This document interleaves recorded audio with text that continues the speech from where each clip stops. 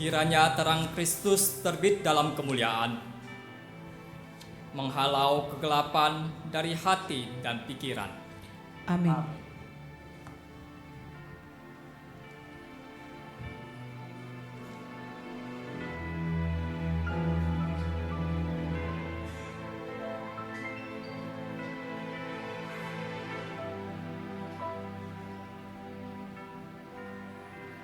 Inilah terang Kristus, Syukur kepada Allah. lilin yang menyala mengingatkan kita akan keselamatan yang Tuhan Yesus anugerahkan. Yesus bersabda, "Akulah terang dunia." Terima kasih untuk keselamatanmu ya Tuhan. Namun ia pun meminta kita menjadi terangnya dan bercahaya di tengah kegelapan dunia ini. Hendaknya terangmu bercahaya di depan orang, supaya mereka melihat perbuatanmu yang baik dan memuliakan Bapamu yang di sorga. Kami mau menyambut sang terang yang menyelamatkan. Kami siap menjadi terang pemberita keselamatan.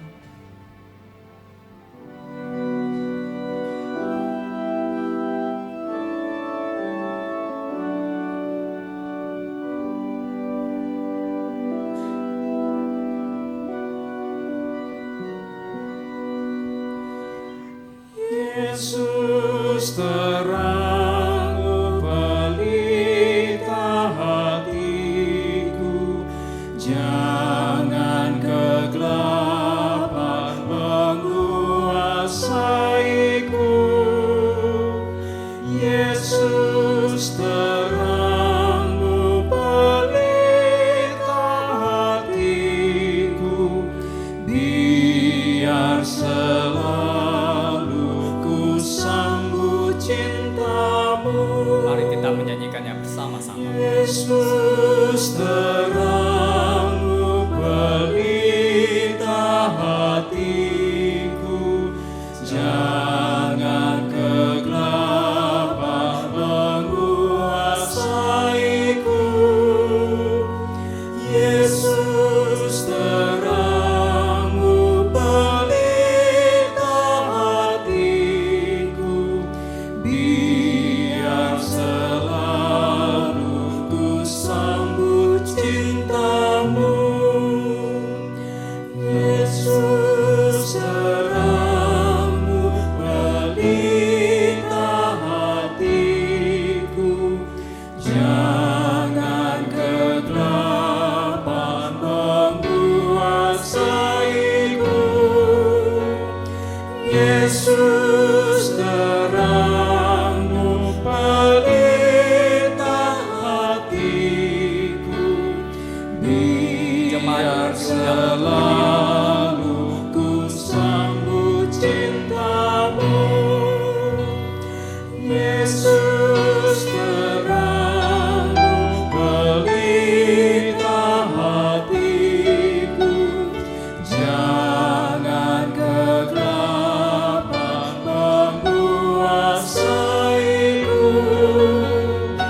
Yesus terangmu pelita hatiku, biar selalu ku sambut cintamu.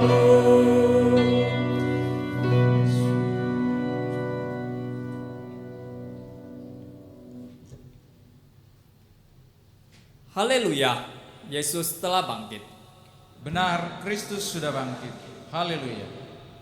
Batu telah terguling, kubur telah kosong. Pengharapan telah lahir. Sukacita Paskah dengan bangkitnya Yesus menyertai saudara. Dan menyertai saudara juga. Kita boleh mematikan lilin bersama.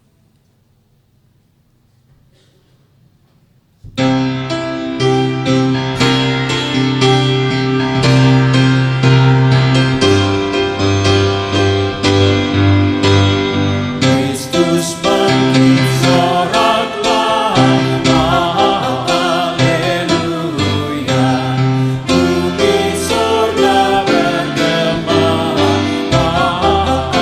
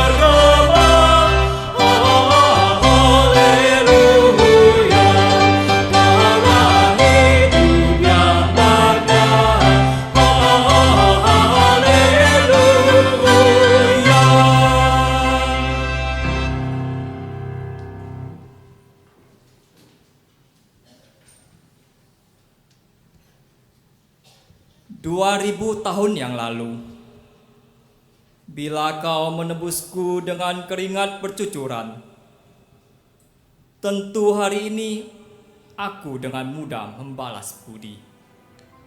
2000 tahun yang lalu, Bila kau menebusku dengan ketekunan pelayanan, pasti hari ini aku sudah melampaui hargaku. 2000 tahun yang lalu, bila kau menebusku dengan ketaatan dan kesetiaan, maka hari ini aku akan berjuang untuk bebas. 2000 tahun yang lalu, bila kau menebusku dengan emas dan perak, maka hari ini aku akan membayarnya kembali. 2000 tahun yang lalu, bila kau menebusku dengan kelahiran di kandang, maka hari ini aku tidak sulit melunasinya. Tetapi 2000 tahun yang lalu, kau menebusku dengan salib dan darah tanpa dosa. Maka hari ini aku bungkam, tersungkur dan bersyukur di kakimu.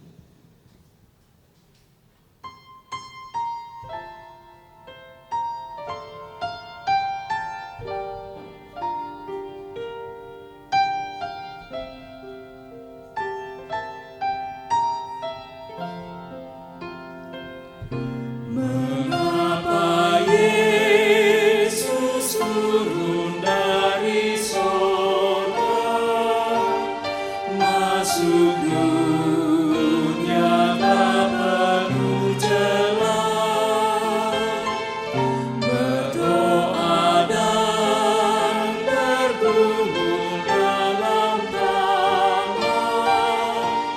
cawan pahit pun diterimanya. Mengapa Yesus menderita di depan, nama kota duri pun dipakainya.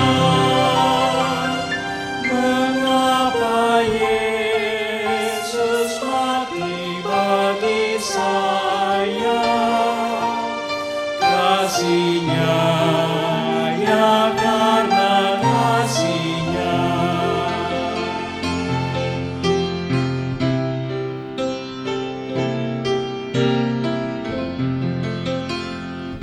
Mengapa Yesus mau pegang tanganku, bila ku di jalan tersesat? Mengapa Yesus beriku kekuatan, bila jiwaku mulai benar? Mengapa Yesus mau menanggung dosaku? Beriku damai serta sukacitanya. Mengapa Dia mau melindungiku? Kasihnya ya karena kasihnya. Umat diundang berdiri. Mari kita mendengarkan berita anugerah keselamatan. Anugerah Allah nyata dalam perjalanan umatnya, seperti yang dituturkan dalam firman Tuhan. Tetapi orang Israel masih mengeluh karena perbudakan, dan mereka berseru-seru. Sehingga teriakan mereka minta tolong karena perbudakan itu sampai kepada Allah. Allah mendengar mereka mengerang, lalu Ia mengingatkan pada perjanjiannya dengan Abraham, Ishak, dan Yakub. Maka Allah melihat orang Israel itu, dan Allah memperhatikan mereka. Demikianlah berita anugerah dari Allah. Syukur kepada Allah. Umat disediakan memberikan salam damai kepada sebelah.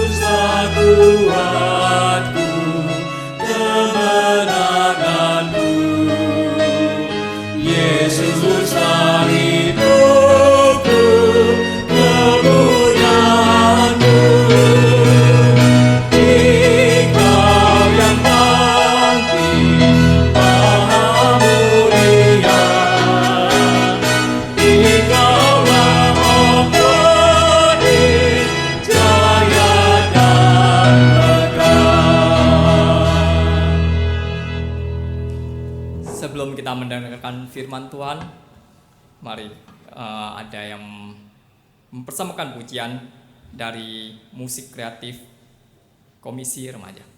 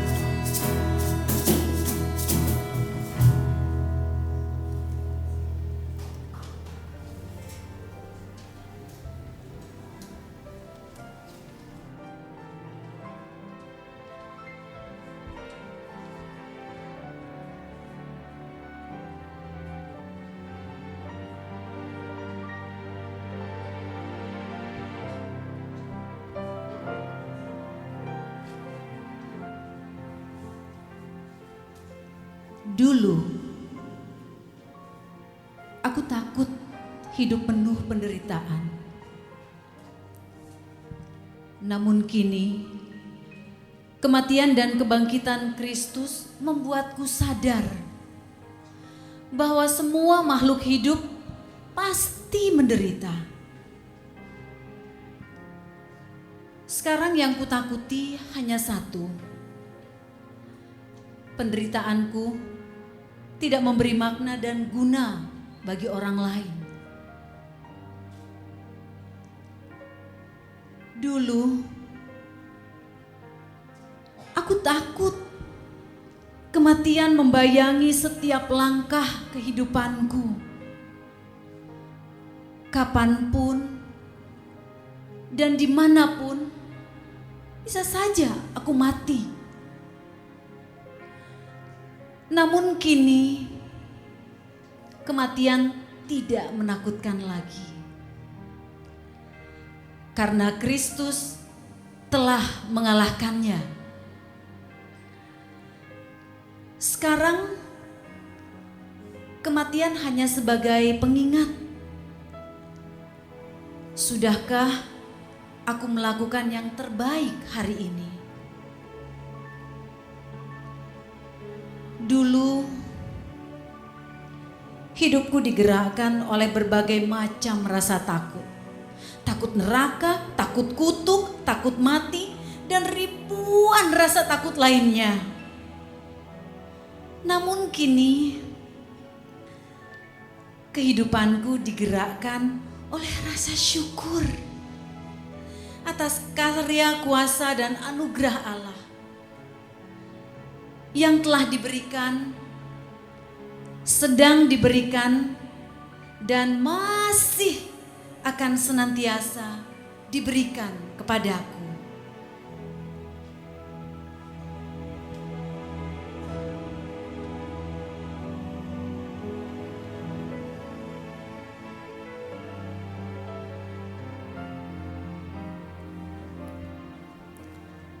Mari kita berdoa.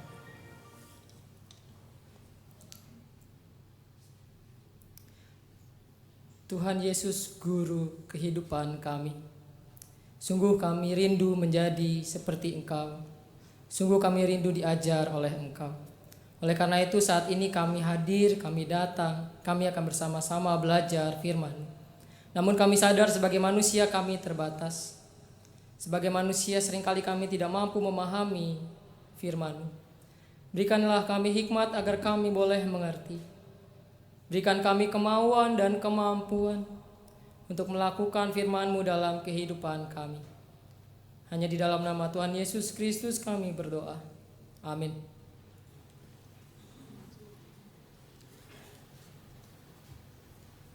Pembacaan diambil dari Yesaya 25 ayat 6 sampai 9.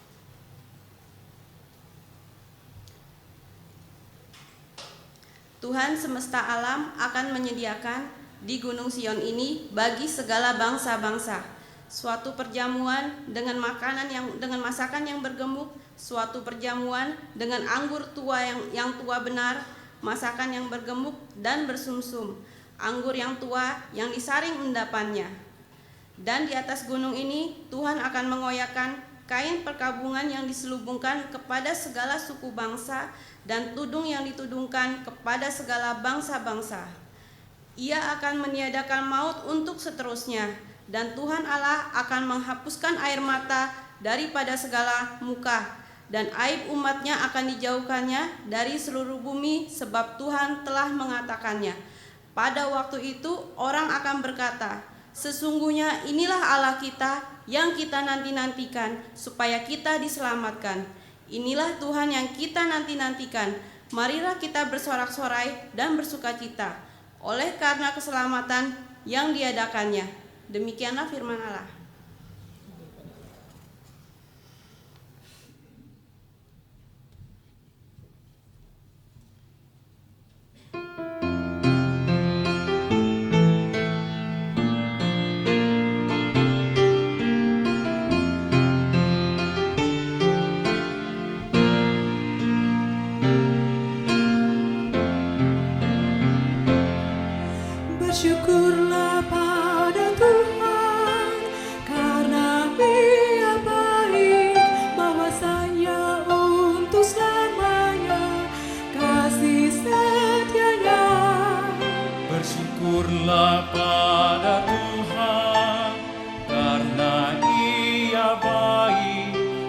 bahwasanya untuk selamanya kasih setianya.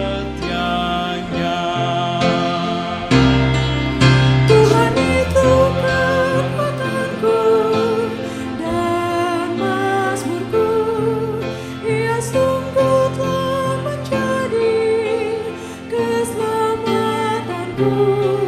Sorak-sorai kemenangan sudah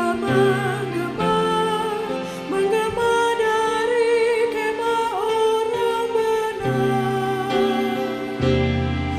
Tangan Tuhan melakukan keperkasaan, meninggikan orang benar yang benar. Bersyukurlah pada Tuhan, karena Ia baik, bahwasanya untuk selamanya kasih setianya. Bersyukurlah pada Tuhan, karena Ia baik, bahwasanya untuk selamanya kasih setianya. Aku tidak akan mati, tapi hidup, dan ku akan menceritakan karya-karyamu. Tuhan telah menghajar aku dengan keras, tapi Ia tak serahkanku pada maut. Bukakan ku pintu gerbang kebenaran-Mu, aku ingin masuk untuk bersyukur.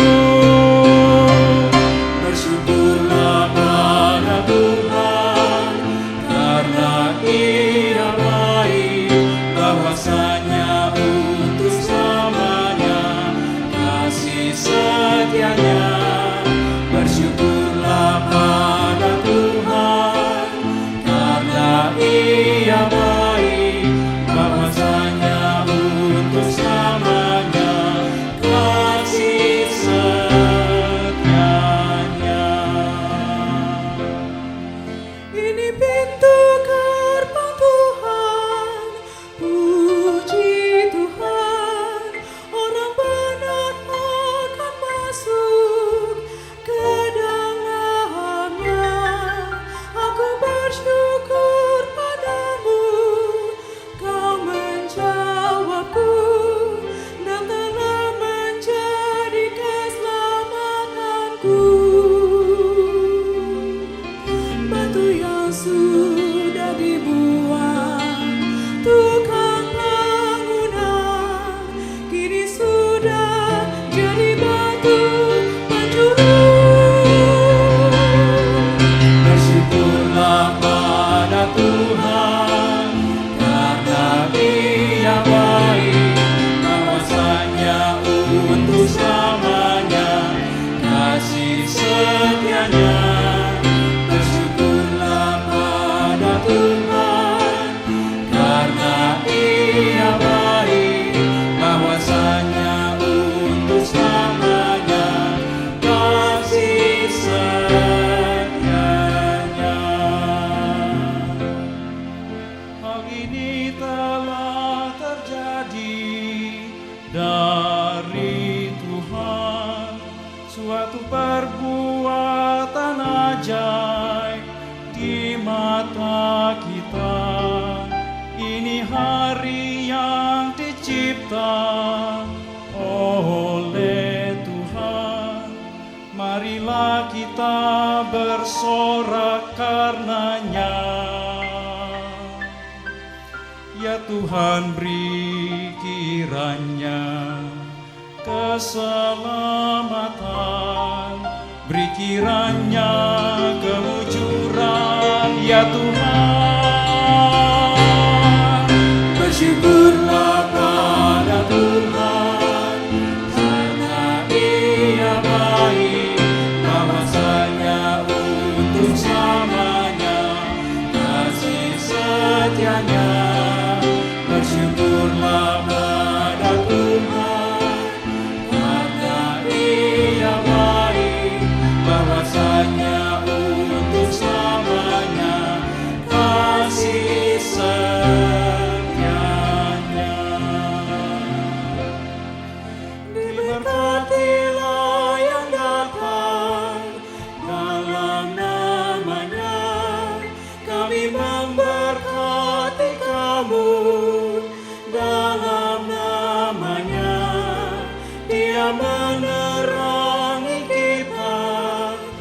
Tuhanlah Allah, ikatlah korban pada tanduk mesbah. Ku bersyukur kepadamu, ya Allahku, aku akan meninggikan Engkau. Bersyukurlah pada Tuhan, karena Ia baik, bahwasanya untuk selamanya kasih setianya. Bersyukurlah pada Tuhan, karena Ia baik, bahwasanya untuk selamanya kasih setianya.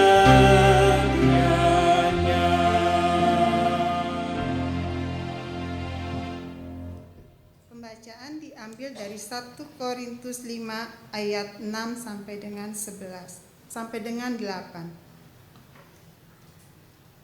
Kemegahanmu tidak baik, tidak tahukah kamu bahwa sedikit ragi mengkamir seluruh adonan? Buanglah ragi yang lama itu, supaya kamu menjadi adonan yang baru, supaya kamu memang tidak beragi, sebab kamu memang tidak beragi, sebab anak domba Paskah kita juga telah disembelih, yaitu Kristus. Karena itu marilah kita berpesta, bukan dengan ragi yang lama, bukan pula dengan ragi keburukan dan kejahatan, tetapi dengan roti yang tidak beragi, yaitu kemurnian dan kebenaran. Demikianlah sabda Allah.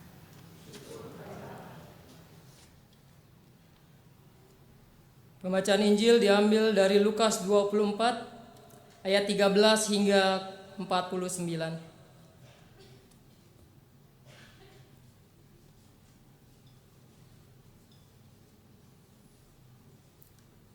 Pada hari itu juga 2 orang dari murid-murid Yesus pergi ke sebuah kampung bernama Emmaus yang terletak kira-kira 7 mil jauhnya dari Yerusalem.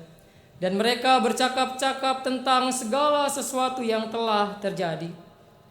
Ketika mereka sedang bercakap-cakap dan bertukar pikiran, datanglah Yesus sendiri mendekati mereka, lalu berjalan bersama-sama dengan mereka.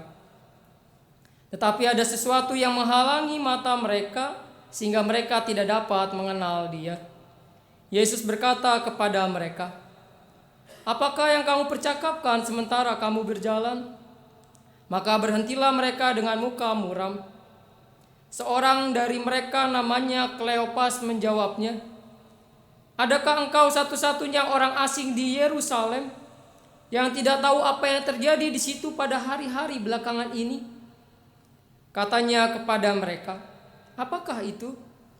Jawab mereka, "Apa yang terjadi dengan Yesus orang Nazaret? Dia adalah seorang nabi yang berkuasa dalam pekerjaan dan perkataan di hadapan Allah dan di depan seluruh bangsa kami. Tetapi imam-imam kepala dan pemimpin-pemimpin kami telah menyerahkan Dia untuk dihukum mati, dan mereka telah menyalibkannya. Padahal kami dahulu mengharapkan bahwa Dialah yang datang untuk membebaskan bangsa Israel. Tetapi sementara itu telah lewat 3 hari sejak semuanya itu terjadi.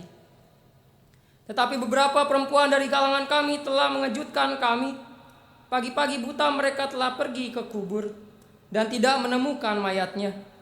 Lalu mereka datang dengan berita bahwa telah kelihatan kepada mereka malaikat-malaikat yang mengatakan bahwa Ia hidup. Dan beberapa teman kami telah pergi ke kubur itu dan mendapati bahwa memang benar yang dikatakan perempuan-perempuan itu, tetapi Dia tidak mereka lihat. Lalu Ia berkata kepada mereka, "Hai kamu orang bodoh, betapa lambannya hatimu, sehingga kamu tidak percaya segala sesuatu yang telah dikatakan para nabi. Bukankah Mesias harus menderita semuanya itu untuk masuk ke dalam kemuliaannya?" Lalu Ia menjelaskan kepada mereka apa yang tertulis tentang Dia dalam seluruh kitab suci, mulai dari kitab-kitab Musa dan segala kitab nabi-nabi. Mereka mendekati kampung yang mereka tuju, lalu ia berbuat seolah-olah hendak meneruskan perjalanannya. Tetapi mereka sangat mendesak, katanya, "Tinggallah bersama-sama dengan kami, sebab hari telah menjelang malam dan matahari hampir terbenam." Lalu masuklah ia untuk tinggal bersama-sama dengan mereka. Waktu ia duduk makan dengan mereka, ia mengambil roti, mengucap berkat, lalu memecah-mecahkannya dan memberikannya kepada mereka. Ketika itu terbukalah mata mereka, dan mereka pun mengenal dia. Tetapi ia lenyap dari tengah-tengah mereka. Kata mereka seorang kepada yang lain, "Bukankah hati kita berkobar-kobar ketika ia berbicara dengan kita di tengah jalan, dan ketika ia menerangkan kitab suci kepada kita?"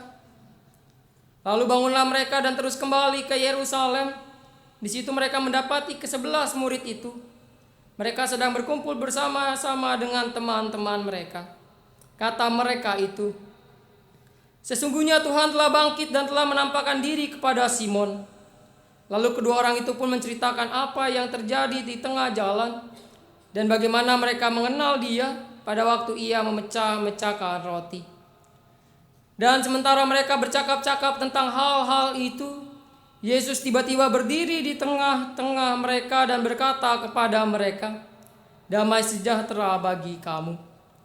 Mereka terkejut dan takut dan menyangka bahwa mereka melihat hantu.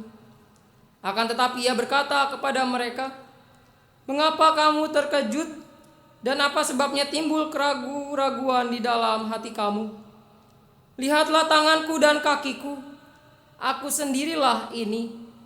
Rabalah aku dan lihatlah, karena hantu tidak ada daging dan tulangnya, seperti yang kamu lihat ada padaku." Sambil berkata demikian, ia memperlihatkan tangan dan kakinya kepada mereka. Dan ketika mereka belum percaya karena girangnya dan masih heran, berkatalah ia kepada mereka, "Adakah padamu makanan di sini?" Lalu mereka memberikan kepadanya sepotong ikan goreng. Ia mengambilnya dan memakannya di depan mata mereka. Ia berkata kepada mereka, "Inilah perkataanku yang telah kukatakan kepadamu ketika aku masih bersama-sama dengan kamu, yakni bahwa harus digenapi semua yang ada tertulis tentang aku dalam kitab Taurat Musa dan kitab Nabi-Nabi dan kitab Mazmur." Lalu ia membuka pikiran mereka sehingga mereka mengerti kitab suci. Katanya kepada mereka, "Ada tertulis demikian, Mesias harus menderita dan bangkit dari antara orang mati pada hari yang ketiga. Dan lagi, dalam namanya berita tentang pertobatan dan pengampunan dosa harus disampaikan kepada segala bangsa mulai dari Yerusalem. Kamu adalah saksi dari semuanya ini, dan aku akan mengirim kepadamu apa yang dijanjikan Bapakku. Tetapi kamu harus tinggal di dalam kota ini sampai kamu diperlengkapi dengan kekuasaan dari tempat tinggi." Demikianlah Injil Tuhan kita Yesus Kristus. Berbahagialah kita yang mendengarkan firman Allah dan yang memeliharanya dalam kehidupan sehari-hari. Haleluya. Haleluya, haleluya, haleluya.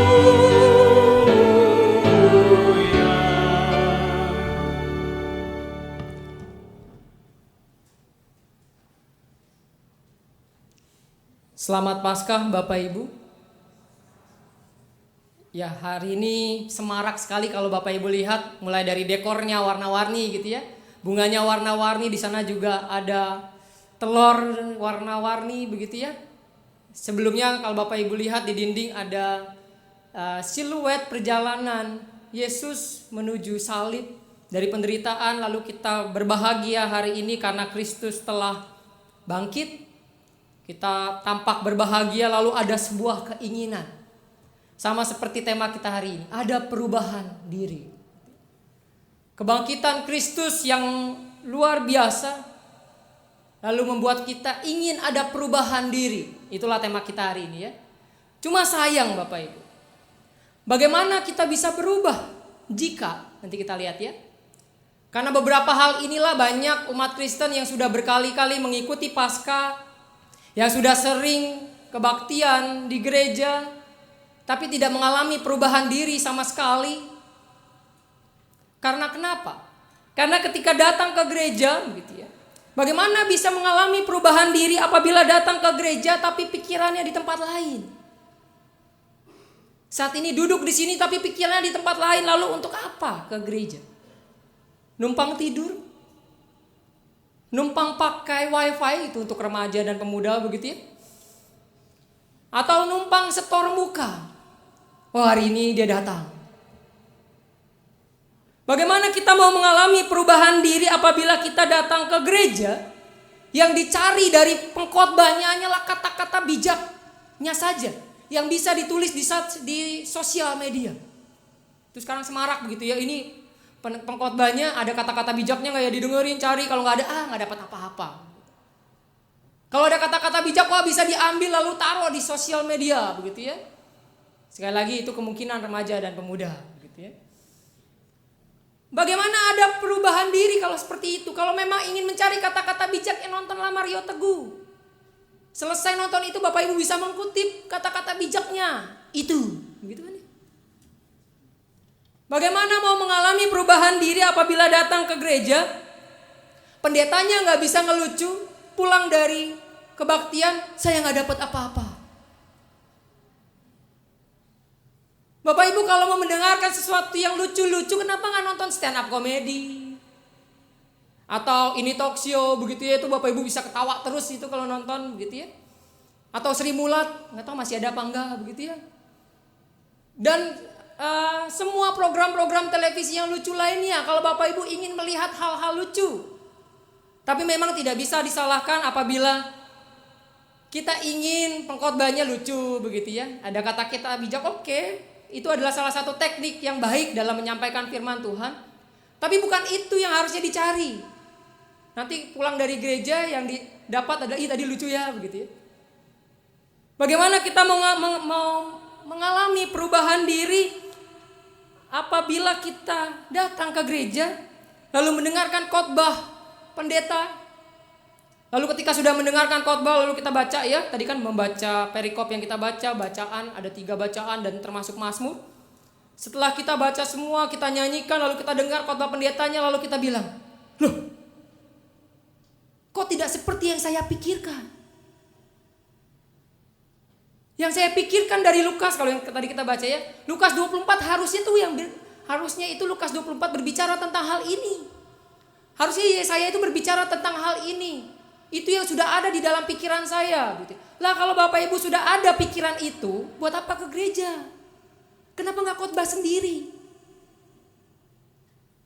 Toh dapatnya sama aja kan? Sama-sama seperti apa yang Bapak Ibu inginkan. Bapak Ibu tidak mau mendengarkan apa yang lain yang berbeda dari firman Tuhan. Jadi ketika ada yang berbeda, lu kok berbeda begitu ya? Padahal yang saya dapatkan harusnya bukan itu. Bagaimana mau mengalami perubahan diri apabila ada yang berkhotbah di gereja, pengkhotbahnya masih muda. Dan di gereja kita pengkhotbahnya muda semua ya. Lalu kita berkata, loh saya lebih tua begitu ya. Siapa dia lebih muda mau menasihati orang tua? Bapak Ibu kalau mau dinasihati sama yang lebih tua bukan di gereja harusnya, panti jompo. Di sana banyak yang jauh lebih tua dari kita. Bapak Ibu salah tempat kalau ketika datang ke gereja hal-hal itu yang diinginkan. Bagaimana mengalami perubahan diri ketika semua itu kita pegang ketika datang ke gereja? Hal-hal itulah yang membuat mata kita katarak.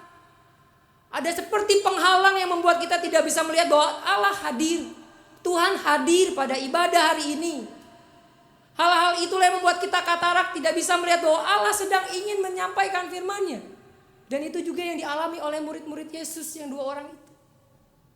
Dalam perjalanan ke Emmaus mereka tidak menyadari bahwa ada Yesus di sana. Seperti ada penghalang di mata mereka. Ada hal-hal yang membuat mereka tidak menyadari bahwa ada Yesus di dalam perjalanan mereka. Kalau kita lihat, bahkan ketika Yesus bertanya begitu ya, apakah yang kamu percakapkan sementara kamu di jalan, maka berhentilah mereka dengan muka muram. Ada hal-hal yang membuat mereka tidak bisa melihat ada Yesus dalam perjalanan mereka. Kalau kita lihat murid-murid pada saat itu dipenuhi oleh kekecewaan. keputusasaan, kebingungan, ketakutan dan kesedihan. Kalau kita lihat ya, mereka cerita kepada Yesus tanpa sadar itu Yesus. Kalau kita baca ayat yang ke-19, apa yang terjadi dengan Yesus orang Nazaret? Dia adalah seorang nabi yang berkuasa dalam pekerjaan dan perkataan di hadapan Allah dan di depan seluruh bangsa kami. Tetapi imam-imam kepala dan pemimpin-pemimpin kami telah menyerahkan dia untuk dihukum mati dan mereka telah menyalibkannya. Ayat 21. Padahal kami dahulu mengharapkan bahwa dialah yang datang untuk membebaskan bangsa Israel. Tetapi sementara itu telah lewat 3 hari sejak semuanya itu terjadi. Mereka kecewa gitu ya. Ada kekecewaan. Saya mengharapkan Yesus bisa membebaskan kami. Tapi tidak, dia malah mati. Dan sudah 3 hari tidak ada efek apa-apa. Mereka juga merasakan keputusasaan, loh kalau Tuhan, kalau guru yang kita ikuti sudah tidak ada, apa yang harus kita lakukan? Bahkan mereka juga mengalami kebingungan. Kebingungan luar biasa ketika mereka mendengar Yesus bangkit. Kalau kita baca ayat 22 ya, mereka mengalami kebingungan. Kenapa? Kalau seandainya mereka dapat kabar bahwa kubur Yesus kosong begitu ya, mayatnya sudah tidak ada, mereka takut mereka akan dikira mencuri mayat Yesus. Ada ketakutan. Itulah kenapa mereka pergi ke Emmaus. Mereka tidak bertetap di Yerusalem. Mereka mengalami suatu ketakutan luar biasa, mereka mengalami keputusasaan. Ketika Yesus mati, membuat pribadi mereka tergoncang. Kalau saya ingin mau kasih ilustrasi Bapak Ibu, saya punya balon di sini, anggaplah ini adalah murid-murid Yesus. Lalu ini adalah gunting, anggaplah ini kematian Yesus begitu ya. Kematian Yesus telah membuat kehidupan murid-murid berubah. Kehidupannya tidak lagi seperti semula, ada hal-hal yang membuat mereka menjadi terkikis begitu ya. Misalnya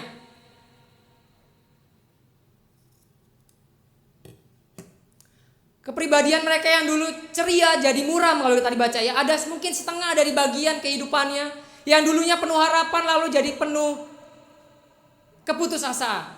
Yang tadiannya penuh harapan lalu penuh kekecewaan. Tapi kita lihat nanti ketika mereka sadar bahwa Yesus itu bangkit, mereka mengalami perubahan.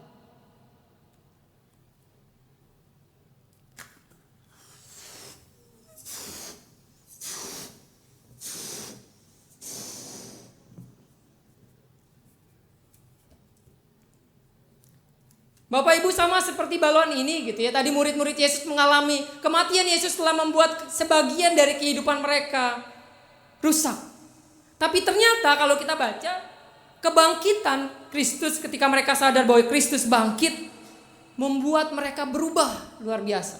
Kalau kita baca ayat yang berikutnya dikatakan di sana, bukankah hati kita berkobar-kobar? Luar biasa gitu ya. Yang tadinya muram, kecewa, putus asa, tapi ketika sadar bahwa Yesus bangkit ada perubahan. Ada perubahan diri dalam diri murid-murid Yesus. Ada kuasa dalam kebangkitan Kristus. Itu yang akhirnya mereka sadari gitu ya. Yang tadiannya kalau bisa dibilang apa ya? Yang harusnya ke Yerusalem tapi mereka berbalik. Mungkin kalau kita harusnya mengikuti jalan Tuhan tapi kita sudah mulai nggak dapat apa-apa, saya balik saja. Itu yang dialami oleh 2 murid Yesus. Tapi yang luar biasa ketika mereka menyadari Yesus sungguh bangkit, mereka berbalik ke Yerusalem. Awalnya mereka gak percaya kan? Kenapa mereka gak percaya? Karena perempuan yang mengabarkan. Pada saat itu perempuan tidak didengar suaranya. Mungkin sama seperti sekarang. Pengkhotbah muda sulit untuk didengar suaranya. Itulah yang dialami oleh para perempuan itu. Oleh para murid-murid ketika mendengar kabar dari perempuan-perempuan bahwa Yesus bangkit, perempuan yang ngomong gitu. Bahkan ketika para rasul ngomong pun mereka tetap tidak mau percaya. Tapi ketika mereka mengalami sendiri, luar biasa ada perubahan diri dalam diri mereka yang tadiannya sedih, kecewa dan lain sebagainya, itu mereka berubah luar biasa kan. Mereka ke Yerusalem lalu mereka menceritakan apa yang terjadi. Kalau kita baca dalam bacaan kita hari ini, setidaknya ada 4 hal yang akan membantu kita mengalami perubahan diri. Pertama, kalau kita baca tadi gitu ya, Terbukalah terhadap pendapat orang lain yang kita temui dalam perjalanan kehidupan kita. Karena siapa tahu itu adalah Kristus. Siapa tahu itu adalah suara Kristus. Siapa tahu orang asing yang kita temui dalam perjalanan kita adalah suara Kristus. Kalau kita lihat tadi murid-murid ya, ketika mereka bercakap-cakap, lalu ada satu orang yang datang, lalu mulai bertanya dan berdiskusi dengan mereka, dua murid itu terbuka. Bisa bayangkan ya kalau Kleopas dan temannya satu lagi jalan, lalu ada satu orang yang datang, lu ngomongin apa sih begitu ya, kira-kira kalau bahasa anak remaja. Terus mereka jawab, apa sih, kepo lu begitu ya kira-kira ya. Kalau remaja, sana. Tidak akan terjadi perubahan kan?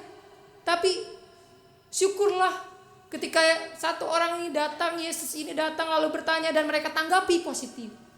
Mereka berikan keterbukaan. Mereka mau mendengarkan apa yang dikatakan oleh orang asing itu. Tapi hati-hati. Tidak semua kata-kata orang lain, tidak semua pendapat orang lain harus didengarkan. Harus dilakukan. Didengarkan oke lah gitu ya. Dilakukan tidak. Kenapa? Karena yang harus dilakukan adalah yang sesuai firman Tuhan. Itulah yang dilakukan oleh murid-murid. Kalau kita baca tadi, kan ketika Yesus berpendapat, dia menceritakan ayat-ayat kitab suci. Kalau kita baca tadi di ayat ke-27, lalu ia menjelaskan kepada mereka apa yang tertulis tentang dia dalam seluruh kitab suci. Mulai dari kitab-kitab Musa dan segala kitab nabi-nabi. Jadi tidak sembarangan pendapat. Pendapat yang merujuk kepada firman Tuhan. Tapi bukan pendapat yang mengutip-ngutip ayat firman Tuhan, itu berbeda. Sekarang banyak orang yang demi mendukung pendapatnya apapun itu lalu mereka bisa kutip-kutip ayat seenaknya. Bapak Ibu bisa menemukan apapun yang Bapak Ibu inginkan di dalam kitab suci kita, lalu dikutip untuk mendukung pendapat Bapak Ibu. Begitu ya. Misalnya nih ya, saya tidak menyarankan, misalnya bapak-bapak di sini ya, loh bukankah di perjanjian lama dikatakan tidak dilarang poligami itu? Lalu dikutiplah ayatnya, ada begitu ya. Sekali lagi kalau mau mengutip-ngutip ayat bahaya. Oleh karena itu yang dirujuk adalah firman Tuhan ya, bukan kutipan ayatnya saja. Itu yang pertama, kalau ingin mengalami perubahan seperti murid-murid Yesus. Yang kedua, kalau kita lihat ada satu tulisan Yohanes Paulus kedua yang diinspirasi dari ayat ke-19 begitu ya. Yang diinspirasi dari ayat ke-29, maaf. Tinggallah bersama-sama dengan kami. Lalu Yohanes Paulus II menulis Mane nobiscum domine. Tulisan yang cukup terkenal begitu ya. Mane nobiscum domine, tinggallah bersama kami, Tuhan. Kalau di sini mereka masih belum tahu itu Tuhan ya, tapi tinggallah bersama kami. Ketika kita semua mengalami bahwa kok ada sesuatu yang, kalau kita baca tadi ada yang bikin berkobar-kobar. Ketika kita sudah mengalami itu lalu kita melihat bahwa ini adalah petunjuk dari firman Tuhan, mintalah Tuhan terus hadir. Walaupun tidak kita minta, Tuhan terus hadir ya. Mintalah Tuhan, tinggallah terus dalam kehidupan kami. Janganlah pergi sedetik pun. Itulah yang membuat kita mengalami perubahan diri. Tapi yang kedua ini harus dikombinasi dengan yang ketiga. Minta Tuhan hadir, tapi jangan lupa yang ketiga, anamnesis. Ini bahasa yang baru didengar kali ya. Anamnesis itu lawan kata dari amnesia. Amnesis, amnesia, anamnesis, anamnesia. Bisa nebak ya kira-kira ya. Amnesia artinya kan lupa. Lupa segala sesuatu. Tapi anamnesis artinya tidak lupa. Artinya mengingat terus-menerus akan karya Tuhan. Itu yang dilakukan oleh Yesus. Yesus melakukan anamnesis supaya murid-murid tahu bahwa itulah Yesus. Apa yang dilakukan dalam proses anamnesis? Kalau kita lihat, Yesus mengajak mereka makan, lalu mengambil roti, mengucap berkat, lalu memecah-mecahkannya dan memberikannya kepada mereka. Itu adalah proses anamnesis. Sehingga mereka ingat, oh itu Kristus. Dan sebenarnya ibadah kita juga adalah proses dari anamnesis. Ibadah kita adalah proses dari pengenangan akan peristiwa-peristiwa Kristus. Itulah kenapa tidak ada kebaktian naik kelas. Karena tidak ada peristiwa Kristus yang dirayakan di sana. Jadi kebaktian yang kita lakukan adalah sebuah proses pengenangan akan peristiwa Kristus. Jadi kalau Bapak Ibu datang ke kebaktian, Sebenarnya di sana kita ingin mengenang Kristus. Hari Minggu itu kan perayaan akan kebangkitan Kristus, bukan hanya hari ini saja. Jadi harusnya ketika Bapak Ibu, rekan-rekan hadir ke gereja bukan untuk cari wifi, bukan untuk cari tempat tidur, bukan untuk mengisi daftar hadir walaupun gak ada begitu ya, tapi untuk mengenang kembali, mengingat kembali karya Kristus. Untuk mengenang kembali peristiwa Kristus itu yang setidaknya membuat kita berubah sedikit demi sedikit. Kita mengenang terus begitu ya. Bayangkan ya kalau kita tidak mengingat saja, kita tidak diajak untuk mengingat. Selain anamnesis dalam kebaktian, Bapak Ibu juga diajak untuk melakukan anamnesis dalam kehidupan pribadi. Saat teduh, doa pribadi, baca Alkitab begitu ya. Dan juga anamnesis dalam 24 jam tindakan kita. Ketika kita sedang melakukan apapun, ingatlah Allah bersama kita. Ketika kita ingin memfitnah orang lain, ingatlah bahwa Allah bersama dengan kita dan melihat. Ingatlah bahwa Kristus pun tidak pernah memfitnah orang sama sekali. Jadi mengenang terus menerus sehingga selama 24 jam tidak ada kesempatan seharusnya untuk kita kabur dari jalan Tuhan. Anamnesis. Yang keempat, dan jangan biarkan ketika sudah mendengarkan begitu ya pendapat dari banyak orang firman Tuhan begitu ya, anamnesis itu meminta Tuhan hadir, dan jangan biarkan ragi, itu yang kata Korintus ya. Dan jangan biarkan ragi masuk ke dalam kehidupan kita lalu membuat kehidupan kita yang sudah berubah baik balik lagi. Kalau di Korintus bilang ragi itu membuat satu adonan semua khamir begitu ya. Jangan sampai dosa yang lama yang menyenangkan itu masuk lagi, hancur semua. Kita sudah mengalami perubahan begitu ya. Tuhan, saya bersyukur hari ini saya sudah tidak lagi seperti dulu. Tuhan, kalau dulu saya suka memukul suami saya, memukul istri saya, menendang, sekarang sudah tidak Tuhan. Datang lagi gitu ya. Dosa yang lama itu hadir lagi lalu kita semakin menjadi-jadi. Rusaklah sudah. Atau yang sebelumnya, Tuhan dulu saya pernah selingkuh tapi saya bersyukur diberikan kesempatan untuk bertobat dan saya sudah berubah. Saya sudah menjadi suami yang setia. Lewat cewek cantik. Mulailah ragi masuk. Kehidupan rusak. Jangan biarkan ragi sedikit pun masuk. Atau yang biasanya sudah, Tuhan saya bersyukur hari ini sudah tidak pernah menggosip lagi. Bersyukur saya sudah mengalami perubahan baik begitu ya. Datanglah ragi lama, tahu nggak si ibu itu baru dapat uang banyak banget dari mana ya? Jangan suaminya korupsi. Oh iya, mulailah ragi masuk lagi. Kehidupan kacau lagi. Atau yang remaja begitu ya. Di sini Bapak Ibu banyak remaja dan pra remaja yang biasanya kalau di remaja itu sukanya ngebully. Nyakitin temennya, baik itu ngebully dengan kata-kata kasar maupun dengan tindakan fisik. Bahkan ketika dulu saya jadi guru ada yang diumpetin di dalam kamar mandi, dikunci begitu ya. Tuhan saya bersyukur saya sudah tidak pernah ngebully teman-teman saya lagi. Ketika mau masuk ke kamar mandi lihat nih ada yang lagi dipukulin, kayaknya seru tuh gitu ya. Ada teman yang lagi dikunci teriak-teriak nangis, kayaknya seru tuh. Mulai ragi itu masuk. Ketika semua sudah mengalami perubahan, jangan biarkan ragi masuk sedikit pun. Di sanalah kita akan mengalami perubahan diri. Tapi mungkin kita akan berkata, nggak usah lah begitu ya. Jalanilah hidup, saya nggak mau berubah. Bapak Ibu ingatlah baik-baik. Perubahan itu adalah sesuatu yang pasti. Tidak ada yang tidak berubah. Kecuali perubahan itu sendiri. Perubahan tidak akan pernah berubah. Oleh karena itu kita akan terus-menerus berubah. Misalnya di sini ada telur begitu ya. Ini lambang yang biasanya Paskah. Selain sebagai wujud berhentinya puasa selama 40 hari, juga sebagai simbol dari telur ini akan lahir kehidupan baru begitu ya. Ada perubahan. Dari kalau telur asli ya, dari telur yang kulit saja itu dan ada cangkangnya lalu berubah jadi ayam. Jadi makhluk hidup baru. Nah, kalau telur asli ada perubahan. Masalahnya kalau telur palsu ada perubahan kah? Ada.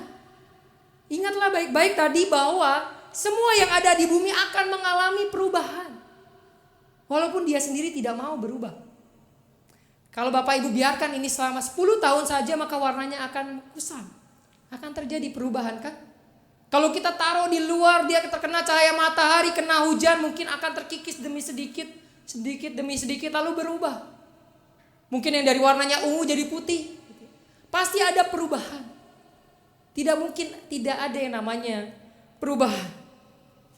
Pertanyaannya hanya satu. Kalau memang kehidupan ini terus-menerus berubah, kita ingin berubah ke arah yang mana? Keburukan terus-menerus menarik kita.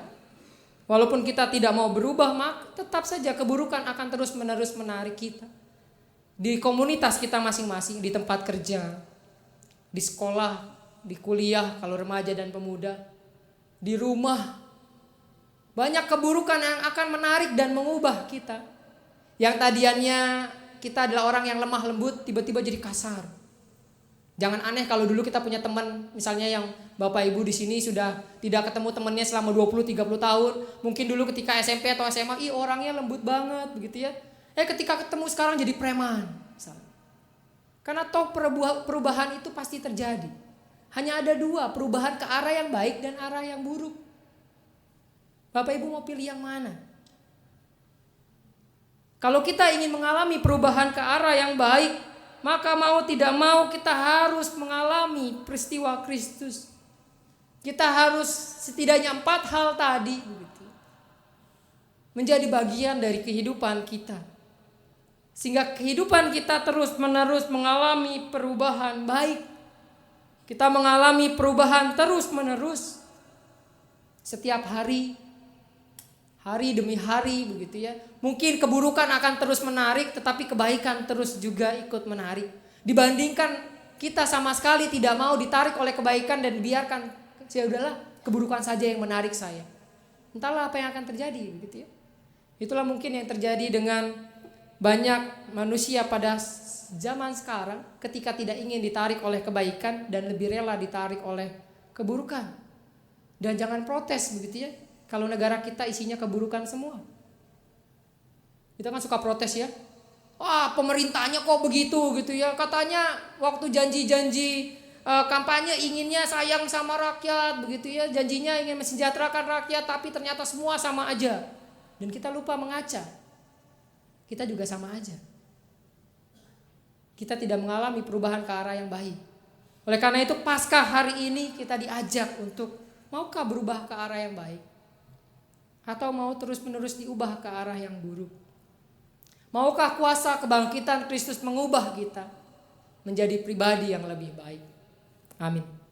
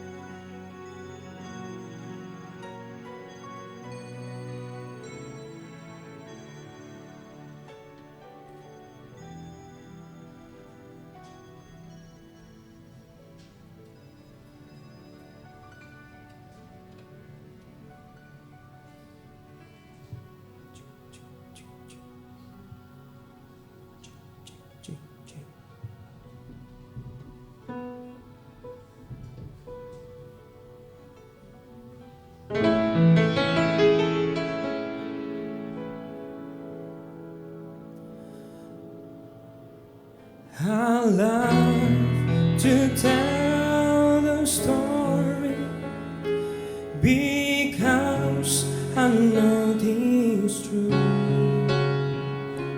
It satisfies my longings as nothing else can do.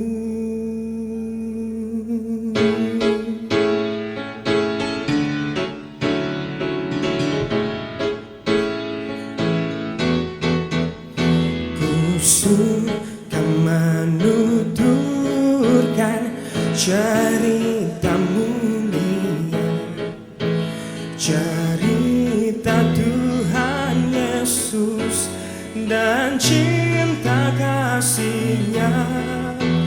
Ku suka menuturkan cerita yang berat, penawar hati rindu, pelipur terbesar. I love to tell the story of unseen things above, of Jesus and His glory, of Jesus and His love. I love to tell the story because I know it's true. It satisfies my longings as nothing else can do. I love to tell the story. It will be my fame and glory to tell the old story of Jesus and His love.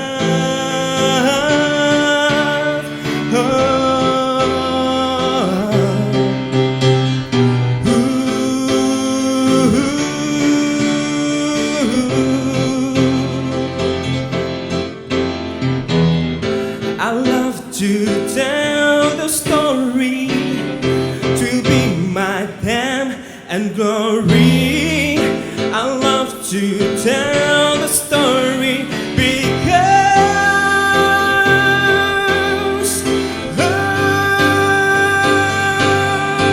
He lives, Christ Jesus lives today. He walks with me and talks with me along life narrow way. He lives, salvation to impart.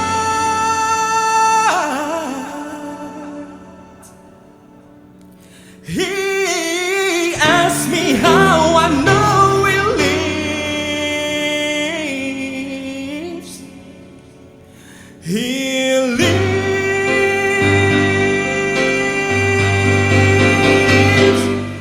within my heart.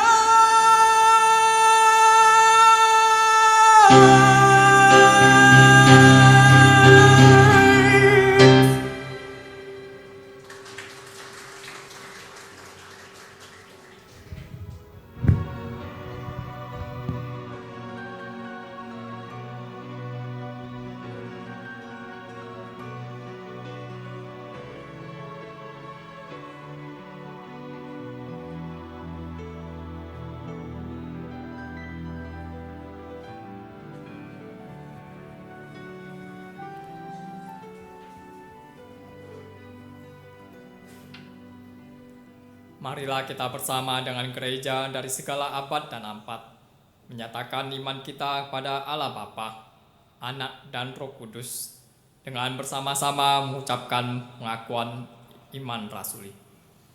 Aku percaya kepada Allah, Bapa yang Maha Kuasa, Ahli langit dan bumi, dan kepada Yesus Kristus, Anak yang tunggal Tuhan kita, yang dikandung daripada Roh Kudus, lahir anak darah Maria, yang merintah secara di bawah pemerintahan Pontius Pilatus, disalibkan, mati dan dikuburkan, turun dalam kerajaan maut.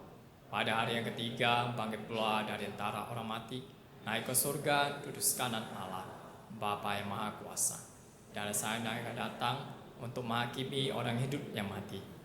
Aku percaya kepada Roh Kudus, gereja yang kudus dan am, persekutuan orang kudus, pengampunan dosa, kebangkitan orang mati, dan hidup yang kekal.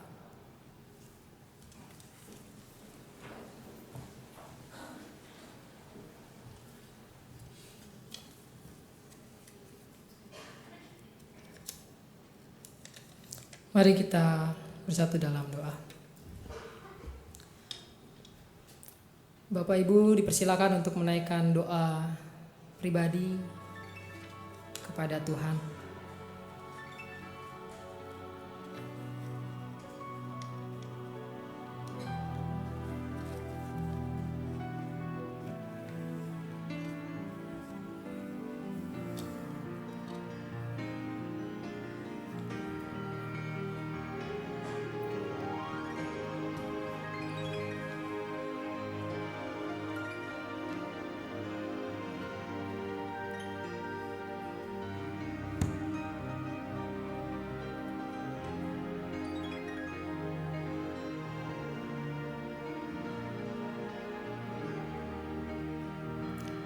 Tuhan, inilah doa kami, doa pribadi yang kami naikkan kepadamu dengan segala pergumulan yang sedang kami alami.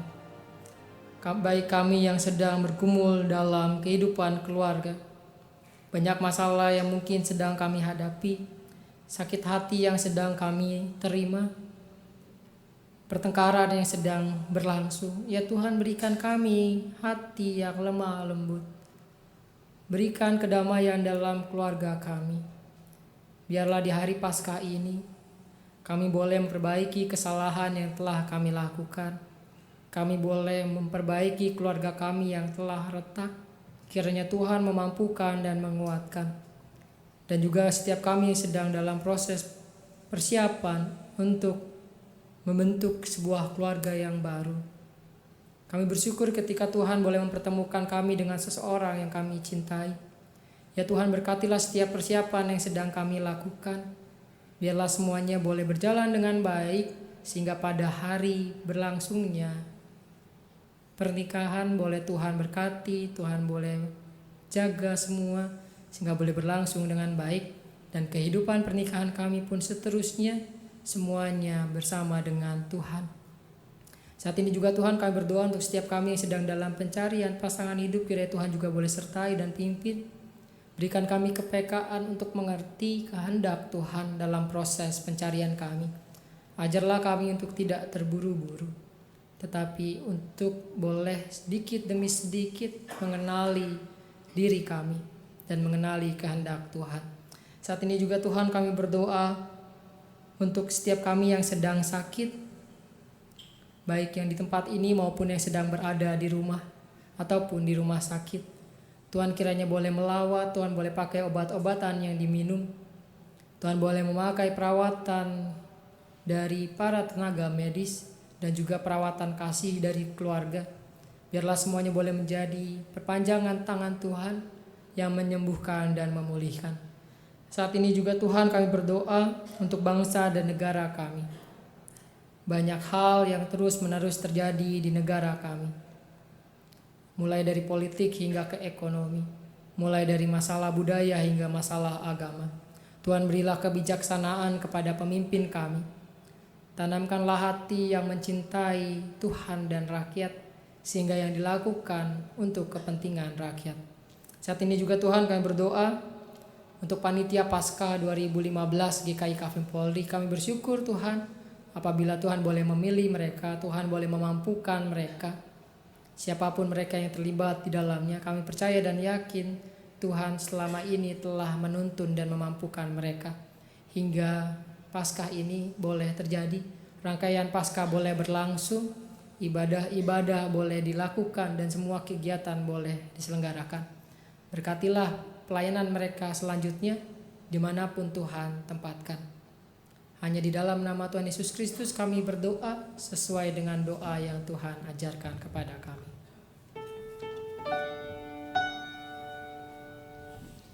Bapa kami yang ada di surga, dikuduskanlah nama-Mu, datanglah kerajaan-Mu, jadilah kehendak-Mu di bumi seperti di surga. Beri kami hidupnya. Ampuni salah kami, seperti kami ampuni yang bersalah pada kami. Jangan bawa kami dalam pencobaan, melainkan lepaskan kami dari yang jahat. Sebab Kaulah yang punya kerajaan dan kuasa dan kemuliaan sampai selama-lamanya. Amin. Amin.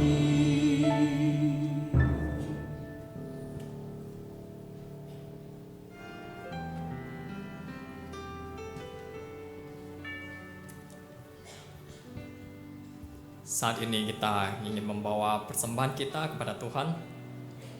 Nas persembahan diambil dari Mazmur 34 ayat yang kedua sampai keempat. Aku hendak memuji Tuhan pada segala waktu. Puji-pujianku, puji-pujian kepadanya tetap di dalam mulutku. Karena Tuhan jiwaku bermegah. Biarlah orang-orang yang rendah hati mendengarnya dan bersuka cita. Muliakanlah Tuhan bersama-sama dengan aku. Marilah kita bersama-sama memasyurkan namanya.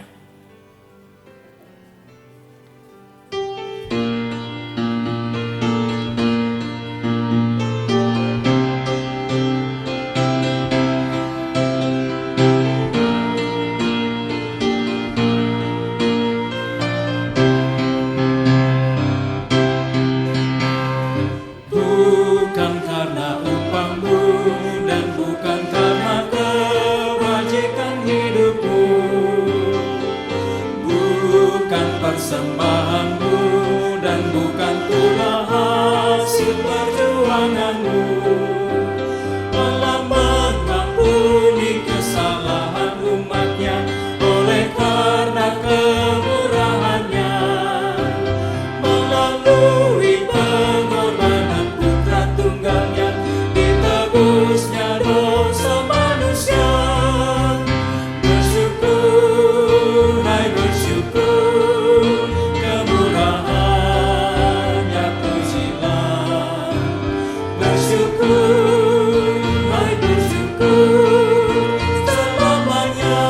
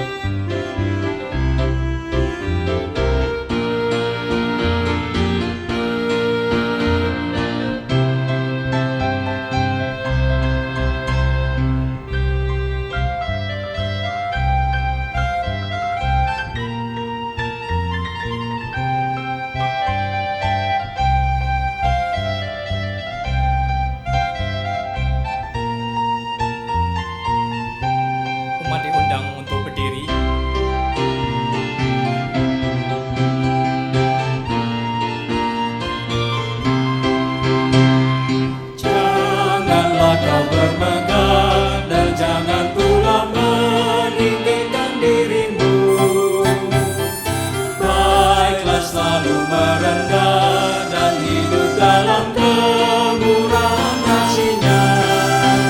Keangkuhan tiada berkenan kepadanya, orang sombong direndahkannya.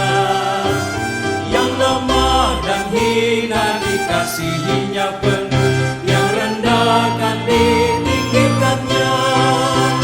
Bersyukur, hai bersyukur, kemurahannya pujilah. Bersyukur, hai bersyukur, selamanya. Mari kita berdoa. Ya Allah Bapa kami, sungguh kami bersyukur kepadamu ya Bapa, atas anugerah, atas rahmat yang telah Engkau limpahkan dalam hidup kami selama ini ya Bapa. Bapa, di saat ini kami boleh datang membawa persembahan kami kepadamu. Kiranya ini merupakan berkat yang telah Engkau berikan kepada kami.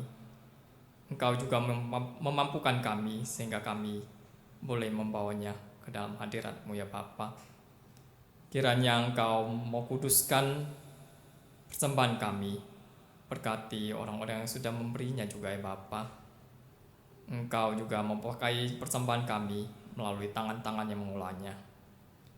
Kami hanya berdoa dalam nama-Mu saja dan berserah. Amin. Jemaat dipersilakan duduk.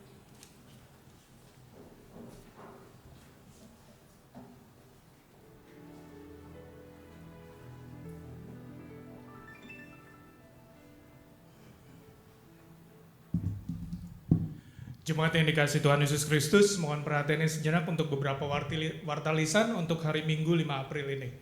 Pertama, warta lisan adalah mengenai praktek kader pendeta GKI.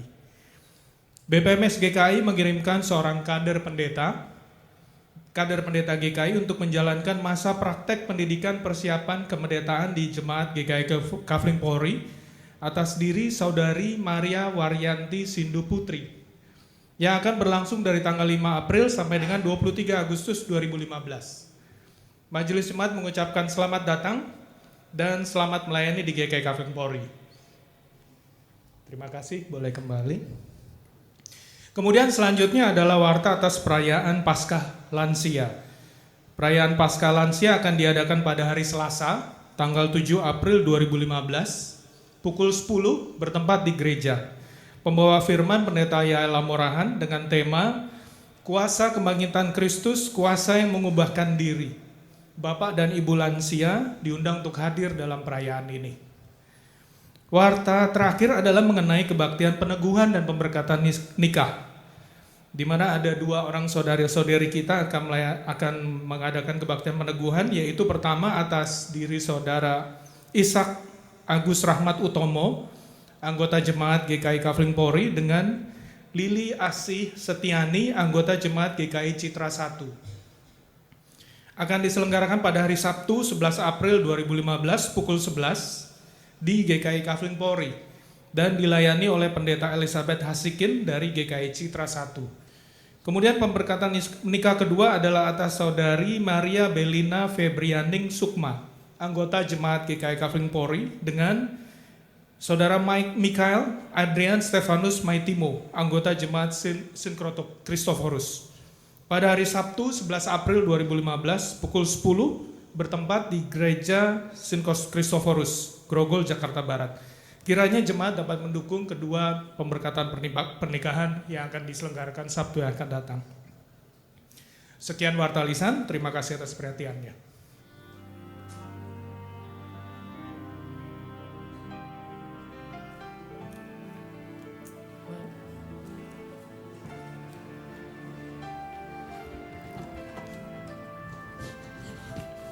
Kristus telah mati untuk semua orang, supaya mereka yang hidup tidak lagi hidup untuk dirinya sendiri, tetapi untuk Dia yang telah mati dan telah dibangkitkan untuk mereka. Kami tidak mau hidup untuk diri kami sendiri. Aku ini, Tuhan, telah memanggil engkau untuk maksud penyelamatan, telah memegang tanganmu. Aku telah membentuk engkau dan memberi engkau menjadi perjanjian bagi umat manusia, menjadi terang untuk bangsa-bangsa.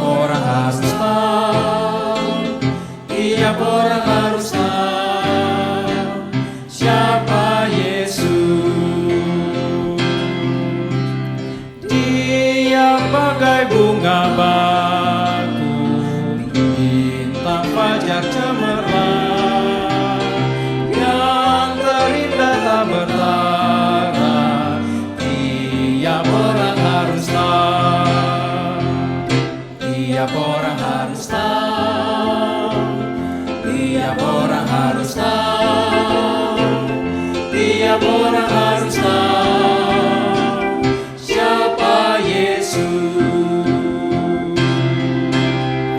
Dia banyak uragaku, juru selamat jiwaku. Dia membaptiskan aku dengan api Roh Kudus. Tiap orang harus tahu, tiap orang harus tahu, tiap orang harus tahu siapa Yesus. Arahkanlah hatimu kepada Tuhan. Jadilah saksi Kristus. Terpujilah Tuhan.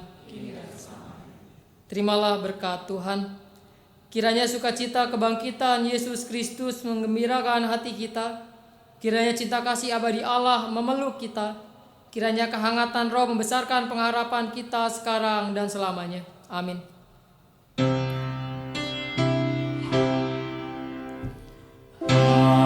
Haleluya, haleluya, haleluya, haleluya, haleluya, amin, amin,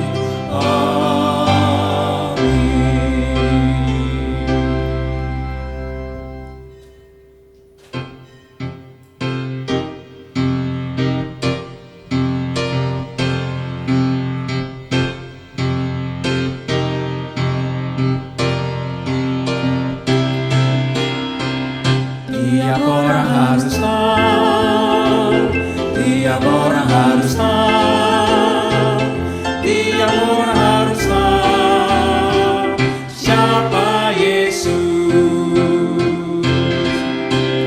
Dia putra yang terkasih, anak domba yang kudus. Dia mempelai sorga,